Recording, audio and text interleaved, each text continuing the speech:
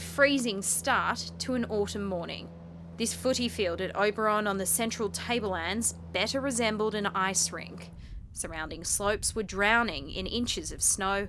They were almost fit for skiing. For the last 30 years, we haven't seen much like this. The icy snap arrived earlier than usual. No, we haven't had it this early. I really don't like the cold there anymore. Yeah, but it's pretty. It brings the tourists up here. The Southern Highlands received a dusting too. You must be a bit chilly, buddy. Although the snow's isolated, the effects of this cold front were felt across the country. Crosswinds froze flights on the ground at Sydney Airport, others couldn't land. Passengers were left stranded with just one of the 3 runways open. Waves above 10 metres battered the coast and the wind made it unbearable for some. It's seriously cold.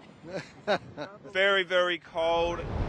These dangerous conditions kept most people out of the water, but some just couldn't stay away. This is what it's like right along the coast from the Queensland to Victorian borders.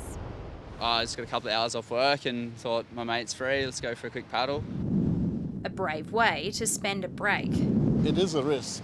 It's not, but it's things that Australians do. I think nowhere else in the world would you get people running into the surf like you do it here. If this is anything to go by, we may be in for a very cold winter. Xanthi Gregory, ABC News, Sydney.